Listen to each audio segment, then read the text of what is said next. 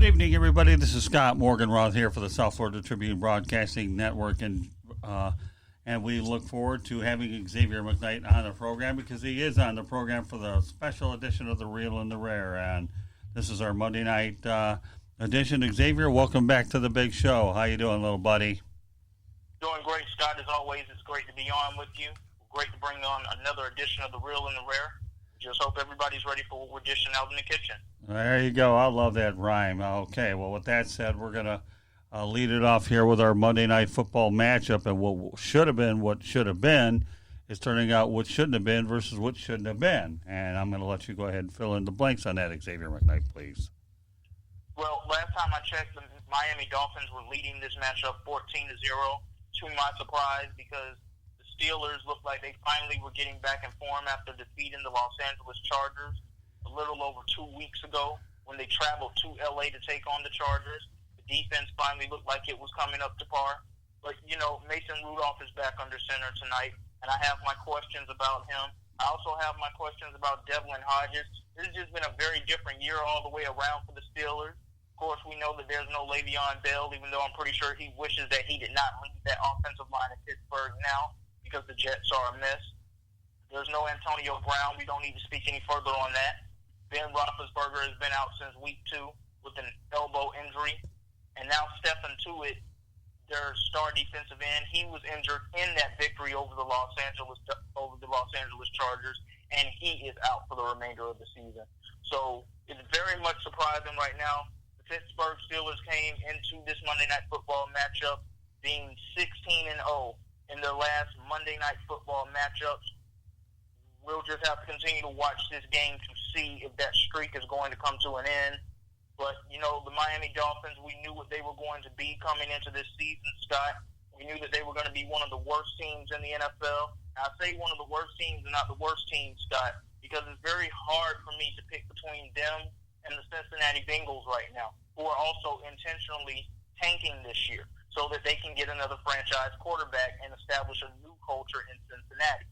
So it's hard for me to pick between those two right now. Honestly, if the Cincinnati Bengals and the Miami Dolphins were to match up, I would actually give the Dolphins a better shot of winning the game because I just don't know what's going on in Cincinnati. I don't think anybody knows what's going on in Cincinnati. Here's the way that things are looking so far. If the draft was tomorrow, here's what I believe would happen in the draft. Tua Tagovailoa, the star quarterback at Alabama, would be drafted number 1 to the Dolphins. And Justin Herbert, the star quarterback at Oregon, would be drafted to the Cincinnati Bengals. And if you want to be honest about this, those ideal situations actually could fit them perfectly. Justin Herbert is playing up in Oregon. We know how cold it gets in the northwestern region of the country, especially this time of the year. So I don't believe Cincinnati would be too big of an adjustment for him. Tua Tagovailoa, originally from Hawaii, and you get to go straight down to Miami where there's sunshine and it doesn't really get cold. Another good situation for him as well.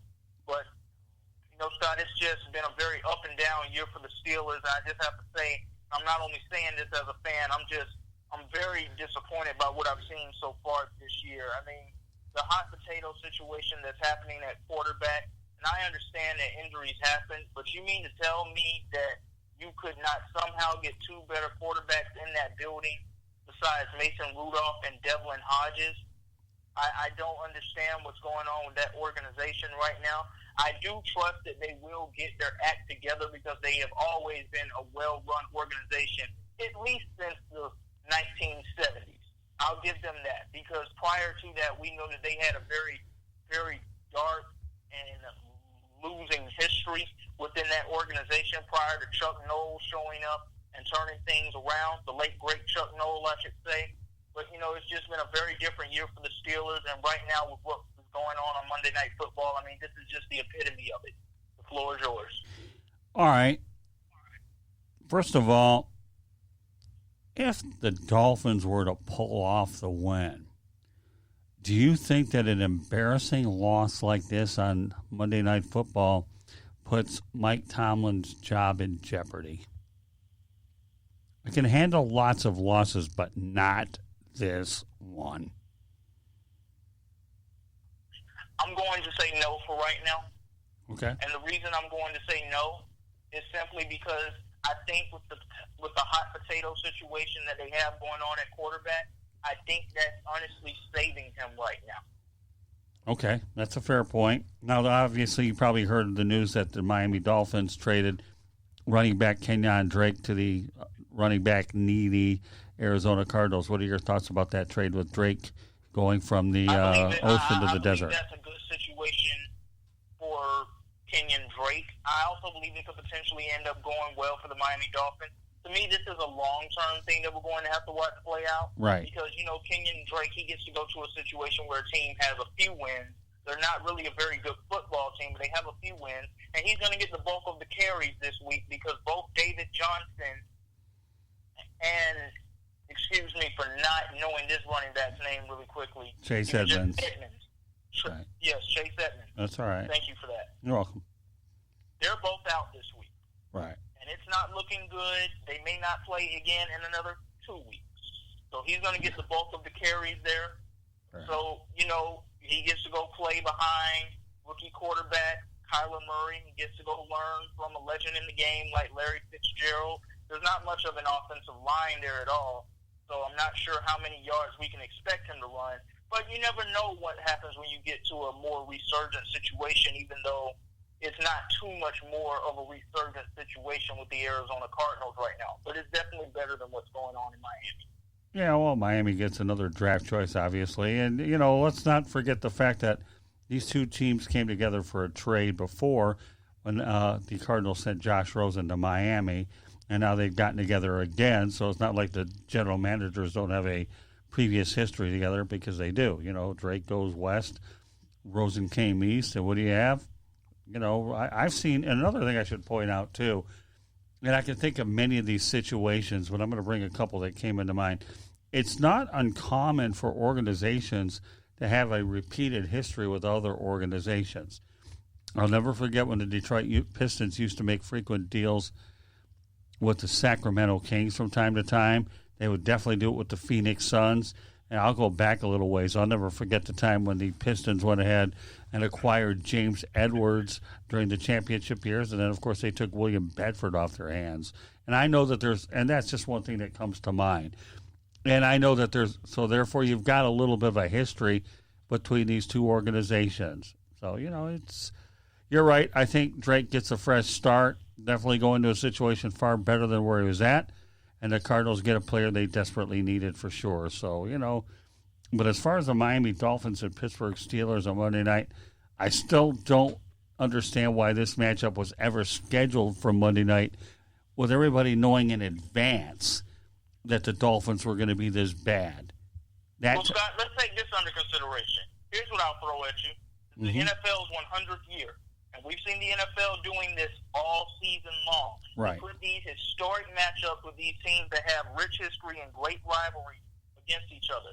I mean, we saw them go very off script to just begin the football season this year. Right. They began the Thursday night football game this year with the Packers and the Bears, as opposed to having the New England Patriots and the Pittsburgh Steelers, because they usually would have the Super Bowl champions open up on Thursday night football. So we've seen different things this year. And, despite the situation that both the Steelers and the Dolphins are in right now, doesn't take away the rich history and the rivalry that these teams have, dating back to the 1970s with the Battle of Shula's Dolphins and Chuck Noll's Steel Curtain. So, there's some rich history right there. Well, maybe that's what they were putting in mind there. If that wasn't the case, then I'm like you in this situation. I don't know why they put this matchup together. I'll give you that. Not only that, I once saw an AFC championship game. I bought tickets between the Steelers and the Dolphins, I believe, beat the Steelers in that game too. So, but yeah, you're right. Rich history has something to do with it. I understand it. Now it becomes a more intriguing situation if the Miami Dolphins, and I know the game probably there's a lot left to go. I'm sure Mike Tomlin pep talking at halftime could turn things around, and the Miami Dolphins have found ways to lose games. But you certainly don't want to spot your underdog opponent by a 14-point deficit for sure. That makes the task a lot more difficult. The only thing that helps out is it gives a Monday Night Football crew of Joe Tessitore and Booger McFarland some interesting things to talk about. It would ordinarily be a nightmarish type of game to call. So let's go from anything else you want to say about this matchup? Well, I'm I'm not going to say anything in particular about this matchup, but I will say something about a player on one of these teams who is not playing tonight as of right now. And he probably will not see the field unless Ryan Fitzpatrick, and God forbid this happening, gets an injury. I don't know what to think about Josh Rosen anymore, Scott. I thought that maybe he could come in and be a breath of fresh air for the Miami Dolphins offense and the Miami Dolphins locker room. I didn't think that he received a fair shake in Arizona, but right now it's starting to look like Arizona may have actually been on to something to actually choose to go with Kyler Murray over him. I'm not sure what to make of Josh Rosen. I know he's only been in the league 2 years, but right now with the things that we've seen within these first 2 years, I don't want to go as far as saying bust yet because he has been in two absolutely horrific offensive line situations, but this just is not good stuff. It's not, because he got benched in place of Ryan Fitzpatrick going into week 3, and then because his performance was so terrible, he was benched in place of Ryan Fitzpatrick, who came back and actually looked like a somewhat respectable quarterback behind that same horrendous offensive line. Right. Well, let's not lose sight of one little minor thing that we should mention, too. Minka Fitzpatrick was traded to Pittsburgh by the Miami Dolphins, so we'll just throw that little connection as well. So, yeah, the Josh Rosen thing has been totally mishandled. There's no doubt about that. I don't put it on Rosen. I really don't. I don't know if the Dolphins didn't plan on using the guy. What was your intent to go ahead and acquire him? I don't get that. I don't understand the logic with that move. Don't get it. You're going to do that, you should have kept Jake Rudock instead, and you would have saved your draft choice as a guy out of Michigan. You couldn't have done any worse, and he had a halfway decent training camp. But then again, if we're going to figure out the Dolphins, why don't we just go over to Walmart and get a Rubik's Cube? And I don't think either of us plan to do that immediately. Do you? No. I'm just going to let the Dolphins be what they are, and I'm going to let them get their horrendous season out of the way, and then I will try to figure out the Miami Dolphins and the plan that it is that they have going forward. So that's when I'll figure that out. So let's just use a hypothetical, okay? And that's this. Tua goes to Cincinnati instead of Miami. What's your take on that? Because it could happen if Miami were to win. I'm concerned about that, in particular when it comes down to the later months of the year, because Tua has already proven himself during his tenure at Alabama to at times be an injury-riddled quarterback. And I'm concerned about him with that going into the NFL anyway. Especially with this latest injury, it makes me wonder if teams are kind of caused to pause on him for right now. Right. But from everything that we're hearing, this is still the Dolphins' plan going forward. And why wouldn't it be, Scott? Let's just be honest here. If Tua was to end up with the Miami Dolphins, that's some type of box office attraction that may be able to get fans back into the stadium. Just by name and recognition alone. Well, yeah, they like star power. You know that. I mean, why do you think they signed Ndamukong Suh and all those other players when they thought they had a chance to get in the playoffs? For that exact reason you just talked about. So, yeah, I'm with you. But now, for some reason, if they win this game in Cincinnati, or to continue to stumble and jump ahead of them or behind them in the draft thing, I mean, Tua there is always a realistic possibility. You never know.